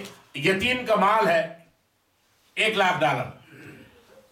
ایک تو صورت یہ ہے کہ آپ اس کو فکس ڈپازٹ میں جمع کر دیں، ایک صورت یہ ہے کہ آپ کے اندر اتنی استطاعت اور اتنی قابلیت ہے کہ آپ اس $1,00,000 کو آپ اگر انویسٹ کرتے ہیں یا کسی جگہ کاروبار میں لگاتے ہیں، تو اگر آپ اس سے منافع کما رہے ہیں اور اس کے لیے بھی ایک حصہ آپ نے رکھ دیا، اور 1,00,000 واپس کرنے کے بجائے جب وہ ایک خاص میچورٹی کی ایج کو پہنچا اور آپ نے اس کو 2,00,000 1,50,000 واپس کر دیا، اس کو 50,000، تو آپ کو بھی تھوڑا فائدہ ہو گیا کیونکہ آپ کی محنت لگی تھی اور آپ کے اندر اتنی ایبیلٹی تھی۔ لیکن اتنی ایبیلٹی نہ ہو تو اس طرف توجہ نہ دی جائے، یہ نہ ہو کہ یتیم کے مال کو لاس کر دیا، سارا اسٹاک میں لگا دیا، اسٹاک صفر میں چلا گیا، پتہ نہیں کون سے اسٹاک خرید لیے، کیلے کے کھیتوں کے اسٹاک یا پودینے کے کھیتوں کے اسٹاک خرید لیے، کس کے خرید لیے؟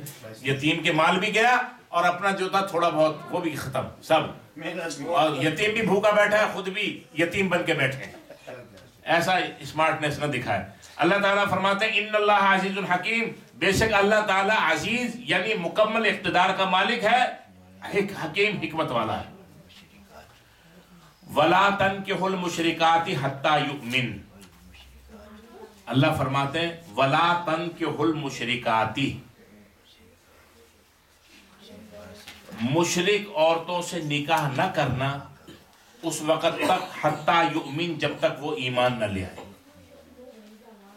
مشرکہ سے کہا ہے، اہل کتاب سے نہیں کہا۔ اہل کتاب یعنی یہودی اور عیسائی لڑکی سے شادی کر سکتے ہیں، لیکن اگر ایک لڑکی ہندو ہے، سکھ ہے، بدھو ہے، بدھو یعنی بدھ مذہب ماننے والی ہے، تو جب تک آپ اس کو کلمہ نہ پڑھا لیں اور وہ کلمہ نہ پڑھے، اس وقت تک اس کے ساتھ شادی نہیں ہو سکتی۔ اہل کتاب جو ہے یہودی اور عیسائی عورت کو اس کے ساتھ شادی ہوگی، اس کی کیا وجہ ہے؟ ابھی آگے وَلَا تَنْكِحُوا الْمُشْرِكَاتِ حَتَّى يُؤْمِنْ، اور ہرگز مشرکہ شرک کرنے والی عورت سے نکاح نہ کرنا حَتَّى يُؤْمِنْ، جب تک وہ ایمان نہ لے آئے۔ اللہ فرماتے ہیں وَلَا أَمَةٌ مُؤْمِنَةٌ، وَلَا أَمَةٌ، اور لونڈی، مُؤْمِنَةٌ صاحب ایمان، خیرٌ بہتر ہے، من مشرکتن مشرکہ عورت سے، وَلَوْ أَعْجَبَتْكُمْ چاہے وہ تمہیں کتنی اچھی کیوں نہ لگتی ہو، مشرکہ چاہے جتنی سونی کیوں نہ ہو، جتنی خوبصورت کیوں نہ ہو، مومنہ کا تو مقابلہ نہیں کر سکتی۔ مومن لونڈی بہتر ہے اس سے، مشرکہ عورت سے۔ وَلَا تُنْكِحُوا الْمُشْرِكِينَ، اور نکاح میں نہ دو مسلمان عورتوں کو مشرکین کے، حتیٰ یؤمنوا، یہاں تک کہ وہ ایمان لے آئیں، یعنی ہندو اور بدھ اور سکھ اور اسی طرح مذہب باطلہ کا، ایون یہودی اور عیسائی مرد بھی مسلمان عورت سے شادی نہیں کر سکتا جب تک وہ ایمان نہ لے آئے۔ بھائی اسلام نے یہ کیوں کہا ہے کہ اہل کتاب یہودی اور عیسائی عورت سے تو مسلمان آدمی شادی کر لے، اور مسلمان عورتوں سے یہودی اور عیسائی مرد شادی نہ کرے؟ یہ کیسا ڈسکریمنیشن ہے؟ بات یہ ہے کہ اسلام جو ہے وہ مذہب تبلیغی، تبلیغ، بات اور دعوت کے ذریعے پھیلانا۔ اگر کوئی شخص مومن ہے اور غیرت مند ہے، بشرطے کہ بغیرت نہ ہو، غیرت مند ہو، اور وہ کسی اہل کتاب عورت سے یعنی عیسائی یا یہودی عورت سے شادی کرتا ہے، اور وہ اچھے اسلامی کردار اور اخلاق کا مظاہرہ کرتا ہے اور شریعت کے بارے میں اپنا عملی مظاہرہ کر کے دکھاتا ہے کہ کس طریقے سے عورتوں سے سلوک کیا جاتا ہے، کس طریقے سے بچوں سے سلوک کیا جاتا ہے، کس طریقے سے گھر میں اور معاشرے میں سلوک کے ساتھ رہا جاتا ہے، تو وہ غیرت مند مسلمان اپنے سسرال کے 100 آدمیوں کو دین میں لانے کا سبب بن سکتا ہے. ایسا نہ ہو کہ ان کے ساتھ پورک کھانے لگے کہ بھئی اسٹیک ہاؤس میں بیٹھا ہے اور سور کے اسٹیک کھا رہا ہے. یہ کیسا داماد ہے؟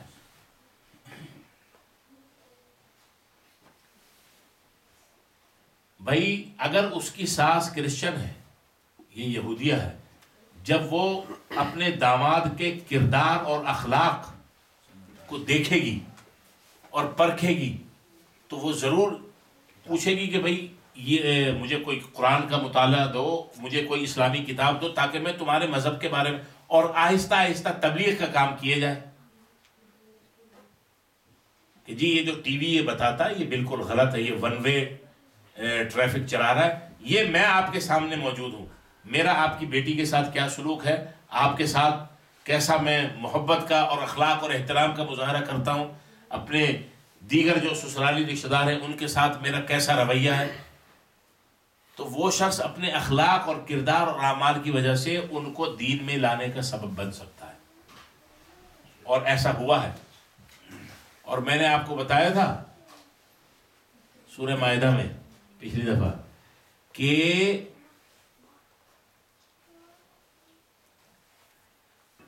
دیسی گھی کے اندر ایک کہاوت ہے کہ دیسی گھی یعنی خالص گھی میں بادام اور اخروٹ اور مغز کے ساتھ بنا ہوا بہترین حلوہ، اس کے کھانے میں اتنا مزہ نہیں ہے جتنا شام کے کھانے کے بعد ساس کے ساتھ بیٹھ کے گپ شپ کرنے میں مزہ ہے نور محمد صاحب؟ مزے کی بات ہے. اب جب وہ داماد مسلمان اپنی کرسچن ساس کے ساتھ شام میں کپ آف ٹی کے اوپر بیٹھ کے بات کرے گا اور آہستہ آہستہ بتائے گا کہ میرے نبی کی تعلیمات یہ ہیں، اسلام یہ کہتا ہے، قرآن یہ بتاتا ہے، آہستہ آہستہ آہستہ آہستہ. میں نے کہا نا کہ اگر وہ غیرت مند مسلمان ہے تو 10 20 100 50 کو اسلام کے اندر لانے کا سبب بن جائے گا.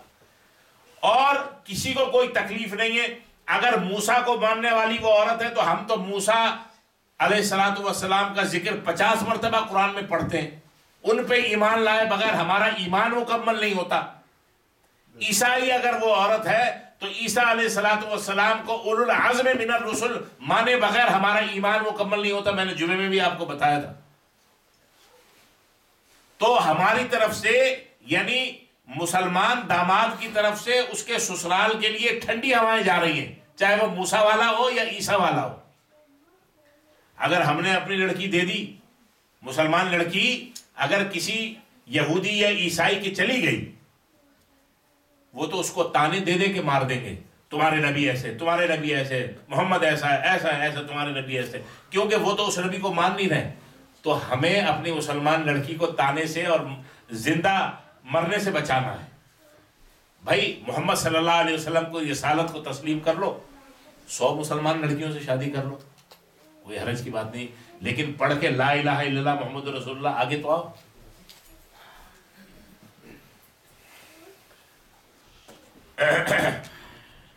یہ باتیں ایسے مقامات پہ بہت ضروری ہیں.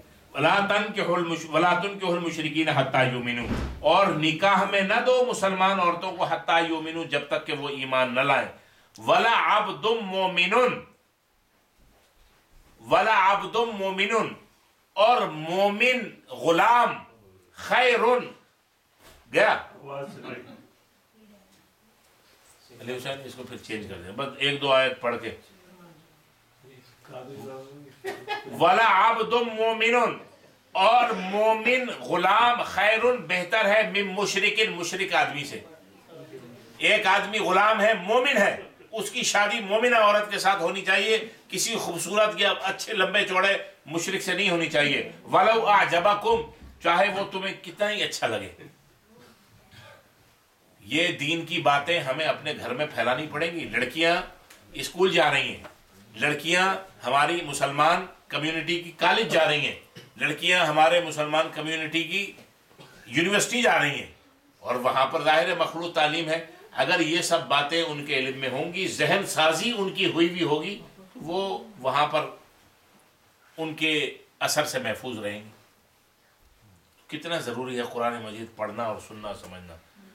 اللہ فرماتے ہیں اولئک یدعون الی النار، یہ مشرک عورتیں اور مشرک مرد اور اس قسم کی باتیں اولئک یدعون الی النار، وہ بلاتے ہیں جہنم کی آگ کی طرف، واللہ یدعو الی الجنت والمغفرۃ باذنہ، اور اللہ تعالیٰ اپنے اذن سے بلاتے ہیں جنت کی طرف اور مغفرت کی طرف۔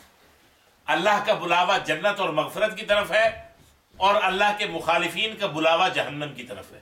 تو ہمیں اللہ کے بلاوے کی طرف جانا ہے، اللہ تعالیٰ ہمیں اپنے بلاوے کی طرف لے جائے اور ہمیں مرتے دم تک اپنی طرف ہی رکھے۔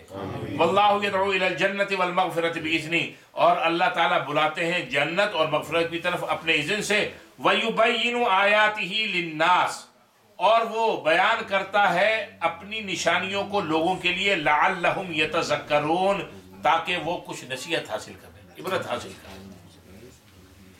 صدق اللہ العظیم۔